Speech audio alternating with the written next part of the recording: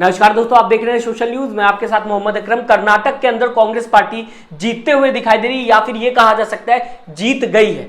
मैं क्यों बोल रहा हूं जीत गई है, आपके सामने अभी सबूत पेश करूंगा, लेकिन उससे पहले बात कर लेता हूं इलेक्शन कमीशन ऑफ इंडिया की ये वेबसाइट जो मैंने खोली हुई है, उसमें क्या लिखा हुआ है। भारतीय जनता पार्टी 75 सीटों पर आगे चल रही है। कांग्रेस पार्टी की अगर बात की जाए 118 सीटों पर आगे चल रही है। जनता दल की अगर बात की जाएगी 24 सीटों पर आगे चलते हुए दिखाई दे रही। ये अगर बात की जाए इलेक्शन कमीशन की वेबसाइट है, जहां पर टोटल अगर बात की जाए कर्नाटक के अंदर 224 सीट्स है। दरअसल मैं दोस्तों आपको बताना चाहूंगा, कांग्रेस पार्टी से प्रियंका गांधी और राहुल गांधी लगातार जनता के बीच में जाते हुए दिखाई दे रहे थे। भारतीय जनता पार्टी की अगर बात की जाएगी, अमित शाह, प्रधानमंत्री नरेंद्र मोदी, स्मृति ईरानी, योगी आदित्यनाथ, जेपी नड्डा और बहुत चेहरे जो थे वो जनता के बीच में जाते हुए दिखाई दे रहे थे। लेकिन मुद्दों पर बात बीजेपी नहीं कर रही थी। लगातार प्रियंका गांधी ये कहते हुए दिखाई दे रही थी कि मुद्दों पर आओ, मुद्दों पर आओ, और लगातार जनता चाहती भी थी कि उनके मुद्दों पर बात की जाए। ऐसे में जब बीजेपी की पार्टी काम कर चुकी थी कर्नाटक के अंदर, तो उसे चाहिए था कि बताए कि कितने बेहतर काम कर्नाटक के अंदर बीजेपी सरकार के अंडर में हुआ है और कितने बेहतर काम इस बार अगर सरकार आएगी तो करके दिखाएगी। लेकिन इसको कहीं ना कहीं साइड रखा गया बीजेपी की तरफ से। लगातार ये बात की गई कि कांग्रेस किस तरीके से काम करेगी, कांग्रेस कैसी पार्टी है। लगातार प्रहार करते हुए बीजेपी कांग्रेस के ऊपर दिखाई दी कि मुद्दे पे आओ, मुद्दे पे आओ, मुद्दे पे आओ। हमने उनसे कहा मुद्दे पे आओ, मुद्दे पे आओ, मुद्दे पे आओ।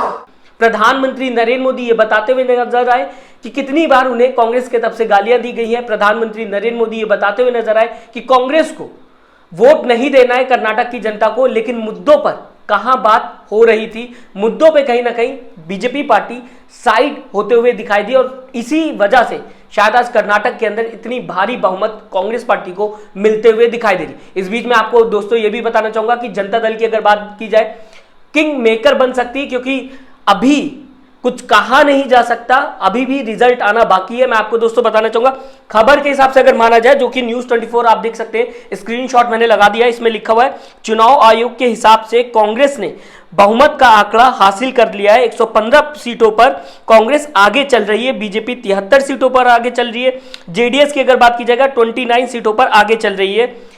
समझिएगा आप, ये 1 घंटे पहले की तस्वीर थी। अगर 1 घंटे पहले की बात की जाए, न्यूज 24 ने इसे अपडेट किया था, अभी लाइव मैंने आपको दिखा दिया, पूरी तरीके से साफ है। कल से ही लगातार गोदी मीडिया चैनल्स बताते हुए नजर आ रहे हैं। हालांकि इस बीच प्रधानमंत्री नरेंद्र मोदी की फोटो जो है वो हटा दी गई, क्योंकि कर्नाटक में बीजेपी पार्टी हारते हुए दिखाई दे रही थी। इस बीच गोदी मीडिया चैनल्स ने अपनी रिस्पॉन्सिबिलिटी निभाई और प्रधानमंत्री नरेंद्र मोदी की इमेज खराब होने से बचा ली। जेपी नड्डा की फोटो वहां पर लगा दी प्रधानमंत्री नरेंद्र मोदी के चेहरे के जगह पे। अब गोदी मीडिया पत्रकार कहीं ना कहीं जेपी नड्डा की फोटो लगाते हुए दिखाई दे रहे हैं। कितना दिमाग लगा रहे हैं गोदी मीडिया चैनल्स, आप समझ सकते हैं। अब बात करना चाहूंगा कांग्रेस को लेकर। दोस्तों मैं आपको बताना चाहूंगा, जैसे ही आंकड़ों पर पहुंच रही है कांग्रेस, जैसे ही जीत की तरफ पहुंचते हुए दिखाई दे रही कांग्रेस, लगातार जश्न देखने को मिल रहा है। फिर चाहे कर्नाटक की बात करूं, राजस्थान की बात करूं, फिर चाहे दिल्ली की बात करूं, दिल्ली हेड ऑफिस की ये तस्वीर आपके सामने, जहां पर आप देख सकते हैं जश्न मनाते हुए कांग्रेस के कार्यकर्ता, कांग्रेस के नेता नजर आ रहे हैं। इसी के साथ पवन खेड़ा क्या कहते हुए नजर आ रहे हैं, इस पे भी ध्यान दे लीजिए। हम जिन मुद्दों पर चुनाव लड़े,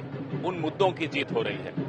भारत जोड़ो यात्रा के वक्त जो मुद्दे शुरू हुए थे, वही मुद्दे पूरे चुनाव के अभियान में भी आपको दिखाई दिए और सुनाई दिए। 5 guarantees worked, God has been kind, and the negative campaign, the divisive campaign of the Prime Minister personally did not work. दोस्तों अगर बीजेपी ने सही मुद्दों पर बात की होती, कांग्रेस पे प्रहार करते हुए प्रधानमंत्री नरेंद्र मोदी, अमित शाह, स्मृति ईरानी या फिर जेपी नड्डा नजर नहीं आ रहे होते। योगी आदित्यनाथ ने एक बात तो सही की, अगर बीजेपी की बात की जाएगी, प्रदेश को लेकर अपने योगी आदित्यनाथ ने बात की कर्नाटक के अंदर, कहीं ना कहीं अपने प्रदेश को प्रेजेंट करते हुए दिखाई दे रहे थे। कहीं ना कहीं थोड़ा तो मुद्दों पर बात करते हुए योगी आदित्यनाथ दिखाई दे रहे थे। लेकिन बाकी नेताओं की बात की जाएगी, लगातार मुद्दों से भटकते हुए जनता के बीच में बात करते हुए दिखाई दे रहे थे।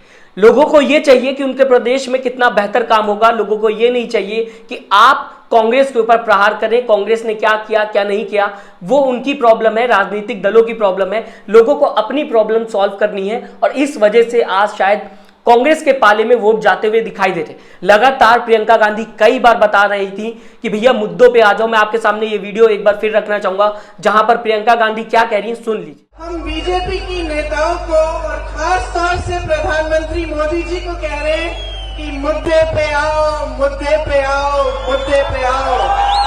तो जब मैंने देखा मुड़पिटरी से आते हुए कि चुनाव में शायद पहली बार के लिए प्रधानमंत्री जी महंगाई, विकास और आपके जो मुद्दे हैं उस पर चर्चा कर रहे थे, तो मैं बहुत खुश हुई। आते आते अपना फोन देख रही थी, फिर से न्यूज देखी और लो भाई फिर से पटरी से उतर गए। फिर से विकास की बात छोड़ दी, महंगाई की बात छोड़ दी, रोजगार की बात छोड़ दी और पता नहीं क्या इंटरनेशनल कंस्पिरेसीज की बातें करने लग गए और कोई दूसरे देश विदेश की बातें करने लग गए। अभी भी बात समझ में नहीं आ रही है कि जनता को अपनी चीजों पर, अपने मुद्दों पर बात और चर्चा चाहिए। दोस्तों, आप किस तरीके से कर्नाटक चुनाव को देखते हैं हमें कमेंट करके जरूर बताइएगा। यहां तक कि अगर आपने वीडियो देख ली है तो फ्री का एक बटन होगा जिसको लाइक बटन कहते हैं, उसे दबाना ना भूलिएगा। सब्सक्राइब का भी बटन पूरी तरीके से निःशुल्क है, उसे भी अगर चाहे तो दबा सकते हैं।